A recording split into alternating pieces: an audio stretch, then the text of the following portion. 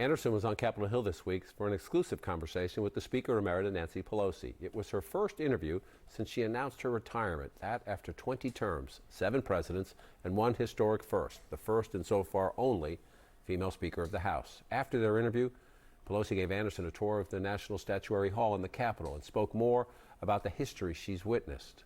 She began with January 6th. When you walk through here, how much do you think about January 6th? Well, I think about January 6th, but here and also in the rotunda.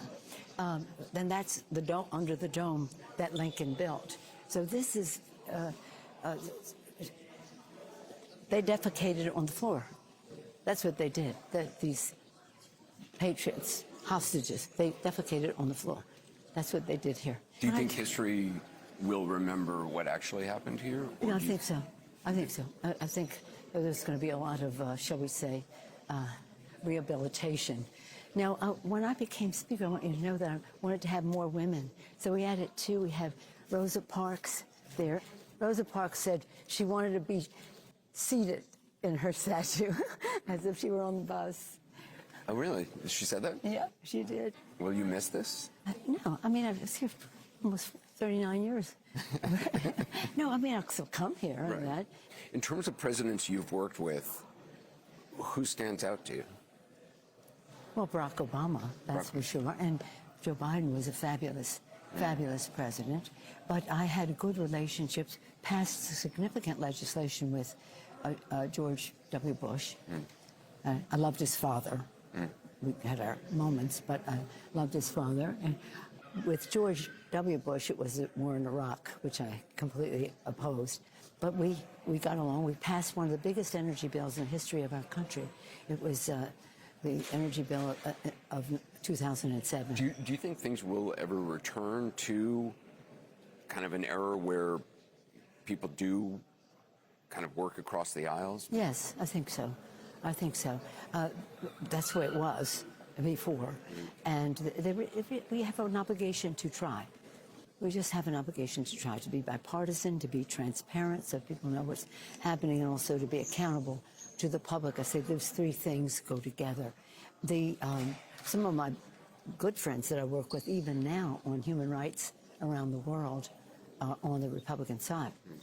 So we still have some connections on issues.